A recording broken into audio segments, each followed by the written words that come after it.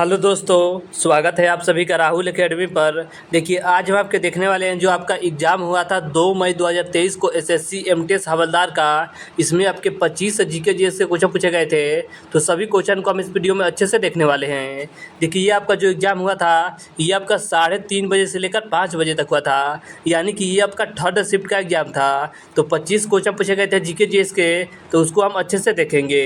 और अगर आपको इसका पीडीएफ चाहिए तो नीचे टेलीग्राम का ग्रुप दिया गया है, वहाँ से ज्वाइन हो, इसका पीडीएफ आप बिल्कुल फ्री में प्राप्त कर सकते हैं। तो चलिए, ज़्यादा समय नुकसान ना करते हुए सीधे हम अपने क्वेश्चन आंसर पर चलते हैं।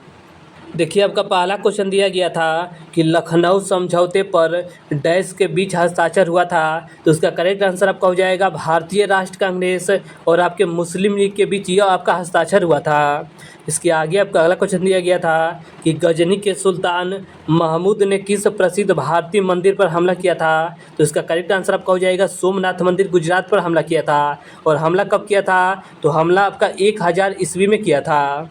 इसके आगे आपका अगला क्वेश्चन दिया गया था कि पामेल हार्स, रोमन रिंग्स और बाल्टिंग टेबल का संबंध निम्नलिखित में से किस खेल से है। तो इसका करेक्ट आंसर आपका हो जाएगा इनका संबंध आपके जिम्नास्टिक खेल से है। तो ऑप्शन नंबर 4 इसका करेक्ट आंसर आपका है। अगला आपका क्वेश्चन था कि द जोया फैक्टर डैश द्वारा लिखित एक उपन्यास है। तो यह उपन्यास आपके अनुजा चौहान के द्वारा लिखा गया है। इसके आगे आपका अगला क्वेश्चन दिया गया था कि अर्थशास्त्र डैश द्वारा लिखा गया है। तो जो आपका अर्थशास्त्र पुस्तक है ये आपके चाणक्य के द्वारा लिखा गया है। इसके आगे आपका अगला क्वेश्चन दिया गया था कि जीव विज्ञान में IVF शब्द का पूर्ण रूप क्या होता है। तो इसका करेक्ट आंसर आपका हो जाएगा इन विट्रो फर्टिलाइजेशन होता है। तो ऑप्शन नंबर 2 इसका करेक्ट आंसर आपका हो जाएगा। इसके आगे आपका अगला क्वेश्चन दिया गया था कि भूत आराधना अनुष्ठानिक नृत्य भूत कोला का संबंध किस राज्य से है। तो इसका करेक्ट आंसर आपका हो जाएगा इसका संबंध आपके कर्नाटक राज्य से है। इसके आगे आपका 8 नंबर क्वेश्चन दिया गया था कि 1854 ईस्वी में ईस्ट इंडिया कंपनी के कोर्ट ऑफ डायरेक्टर द्वारा भेजा गया वुड का नीति पत्र वुड स्पेच किससे संबंधित है। तो देखिए, वुड स्पेच की बात की जाए तो इसका संबंध आपके शिक्षा से है। तो ऑप्शन नंबर 2 इसका करेक्ट आंसर आपका है। इसके आगे आपको अगला क्वेश्चन दिया गया था कि भारत का पड़ोसी देश नेपाल भारत के किस दिशा में स्थित है। तो यह आपका उत्तर में स्थित है। इसके आगे आपका अगला क्वेश्चन था कि किस मुगल सम्राट ने एलोरा के कैलाश मंदिर को तोड़ने का प्रयास किया था। तो इसका करेक्ट आंसर आपका हो जाएगा औरंगजेब के द्वारा किया गया था।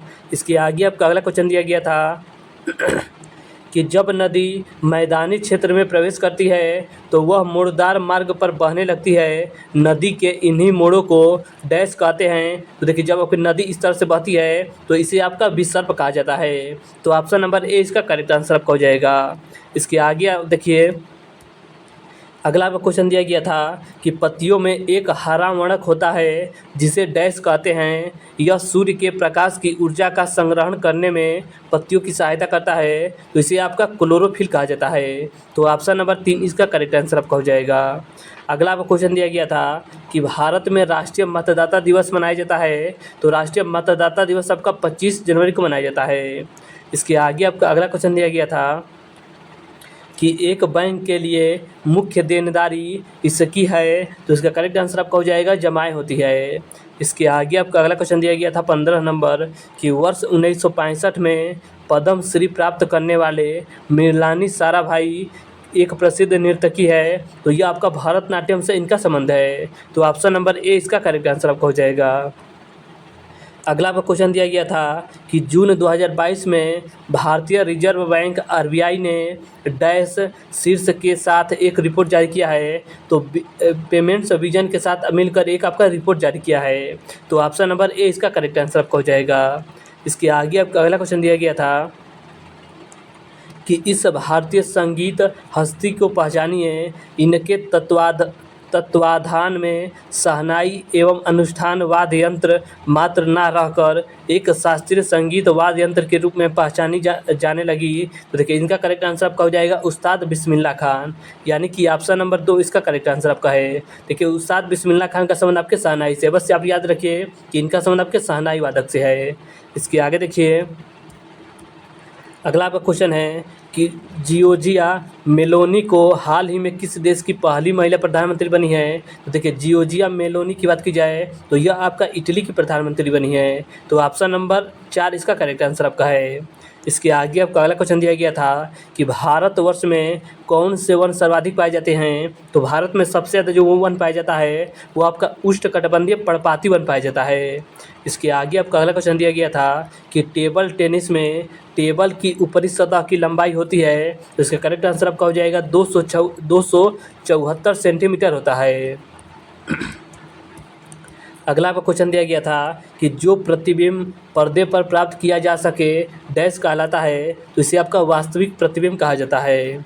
इसके आगे आपका अगला क्वेश्चन दिया गया था कि निम्नलिखित में से कौन सा मोटे अनाज का एक उदाहरण नहीं है? देखिए, अब गेहूं की बात की जाए तो ये आपका मोटे अनाज में नहीं आता है। तो ऑप्शन नंबर ए इसका करेक्ट आंसर आपका है।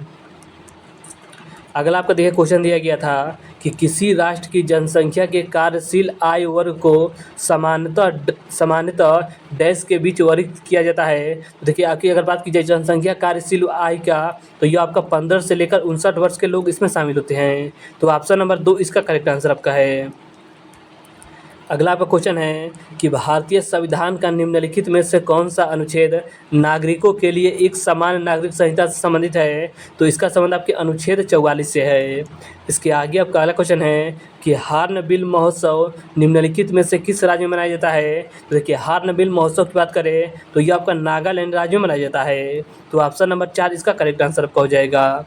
देखिए, आज हमने आपके 2/5/2023 के एसएससी एमटीएस के सेकेंड शिफ्ट के एग्ज़ाम में आपके 25 जीके जैसे क्वेश्चन पूछे गए थे। तो सभी क्वेश्चन को हम इस वीडियो में अच्छे से देखा। और अगर आपको इसका पीडीएफ चाहिए तो नीचे टेलीग्राम का ग्रुप दिया गया है, वहाँ से ज्वाइन होकर इसका पीडीएफ आप प्राप्त कर सकते हैं। और देखिए, अगर आपको वीडियो अच्छा लगता है तो वीडियो को लाइक और शेयर करना मत भूलिएगा। और अगर आपको किसी टॉपिक पर वीडियो चाहिए तो नीचे आप कमेंट करके बताइएगा कि हमें इस टॉपिक पर वीडियो चाहिए। तो चलिए, आज के लिए इतना ही। धन्यवाद।